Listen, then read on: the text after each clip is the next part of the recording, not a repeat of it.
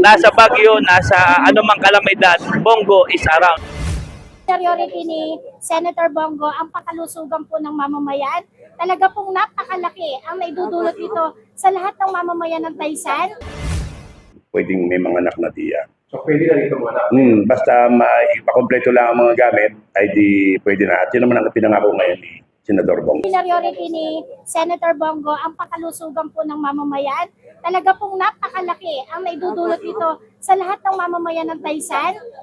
Lalo na po doon sa aming mga kapuspalad na talagang kailangan. Kaya po talagang saludo po kami kay Senator Bongo na talagang ang inunan niya po ay ang priority ng kalusugan ng mga tao. Ang Taysan ay walang hospital dito. Ngayon may bago uling tinayo yung isang private. Pero sa tunay buhay, dating walang-wala kami hospital. Kaya ang napagplanuhan niya nung ako'y vice pa ay talagang yung pwedeng may mga anak na diya. So pwede na ito mga Basta ipakompleto lang ang mga gamit, ay di pwede na. At yun naman ang pinangako ngayon ni Senador Bongo. Nung unang laban ni Senator Bongo, 2019, talagang kami mag-asawa, inilapit siya ng aming common friends, ang congressman.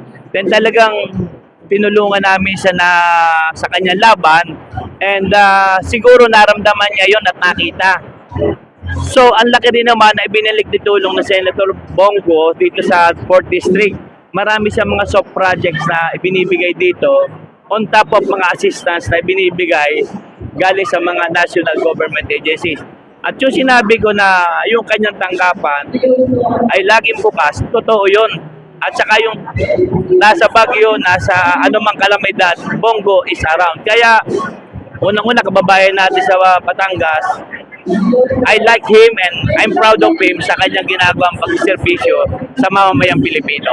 Sa aking mga kababayan sa 4th District, napakalaking bagay na ginagawa ni Senator Bongo and even nationwide yung malasakit Super Health Center. Obviously, it gained grounds at maganda ang epekto sa mamamayan.